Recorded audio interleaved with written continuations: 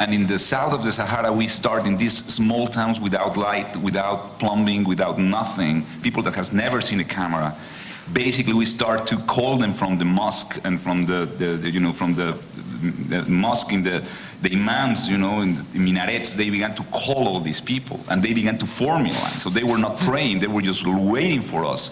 And we videotaped them, and then little by little, I began to find the boys they were playing in football, or the guy who ended up taking care of Brad Pitt. It was a guy that arrived to the office as a computer system assistant. And I said, well, I have better plans for you, my friend. you want to have a Brad Pitt film with you? And he couldn't believe, but it was true. So, or the veterinarian, for example, that stitched up Kate, was the real veterinarian of that town. So his hands literally smelled to a goat that day, and Kate was like really dying. Or the old mother, it was the old mother that lives just beside the house. So all these people in Morocco, beside Kate and Brad, all of them were just people that I have to find in 17 days. And again, just look at them, and because I didn't speak the language, basically I was just doing exercises with them with numbers. So I said, okay, do you have to threaten this guy? Threaten. Okay, so it was with numbers. So 1, 2, 3, 1, 2, 3, 1, 2, 3. And so with 1, 2, 3 exercise, I just can feel that if they were like really mad, or they can have that emotional thing. So that's it.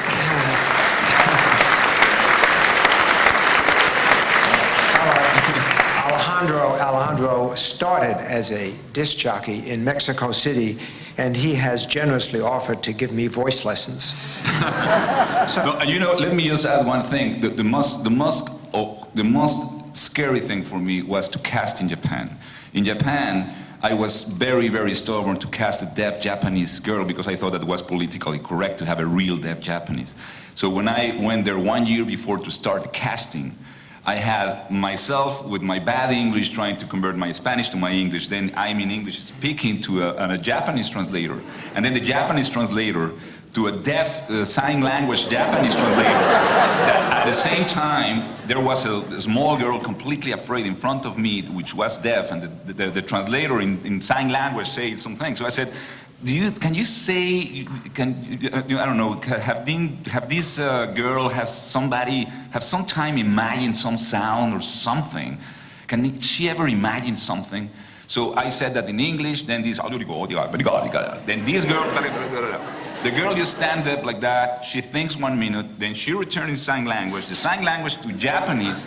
When the Japanese answered me, it was like, yes, in June. I say, in June? I will have a heart. And all the Japanese that are surrounded during Kokikuchi were deaf people. So imagine the shooting of that. It was like almost like I feel like the Three Stooges between my AD and Rodrigo, and I was like incredible. Babel. That's true. So Valerie and Jonathan, I found myself talking with Alan Arkin the other day, and I said, what convinced you to do Sunshine? And he said, he said, well, I admit I'm sort of a sour and negative person, and I met them and I said they hadn't directed a movie before, and I don't want to work for a husband and wife. They're going to get into an argument over what take to use, and it's clearly a movie I don't want to do. And he did it, and he said it's one of the greatest experiences of his life. How did you manage over the period of a few years to pull together such a remarkable cast for your movie? I don't think it's anywhere as interesting as Alejandro's or John's, but I mean, it did take 4 years to get this movie greenlit, and over that time period we met with a lot of actors, and we sort of had a lot of different people in mind. And actually, I think these were such great characters that it was easy to imagine a lot of people, and they were really well-written characters. But I guess when it came time to actually make the movie, we had the money, we could make offers to people, which, then the cast came together very quickly. And I think the thing we were most concerned about was finding actors who could, it's kind of what John was saying about you know, we just wanted a kind of naturalness and a realness to to the family and the way that they played their characters. And I think finding people who, you know, they're not so far, you can buy them in the role, that they're not having to reach too far in the role, I think was part of it. And then, you know, finding a family that where the chemistry felt right. And you know, we wanted a certain realism, a certain truthfulness. We knew the film could be funny, but if it didn't feel truthful, we felt it would be kind of a hollow laugh.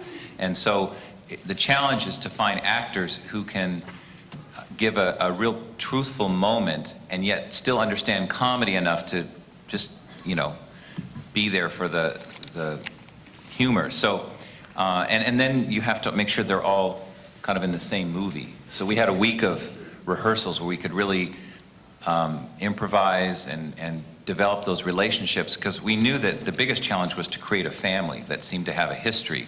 You know, because so many times you show up on a set and you have to be someone's husband and you've never met them before, you know. And so by having a week to just build these relationships, particularly between Alan and Abby, the grandfather and the granddaughter, they kind of worked off on the side, just really doing what a grandfather might do with his granddaughter, so that when it came time to shoot, we knew they were great actors, so we didn't have to, and we were comfortable with the script, so it wasn't a matter of testing out lines, it was just building those relationships. And did you guys ever fulfill Arkin's nightmare and have an argument about a scene?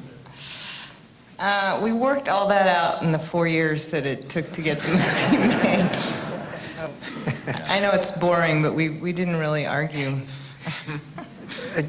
Tell us, though, your first choices for those roles. Bill Murray, who were you going after first?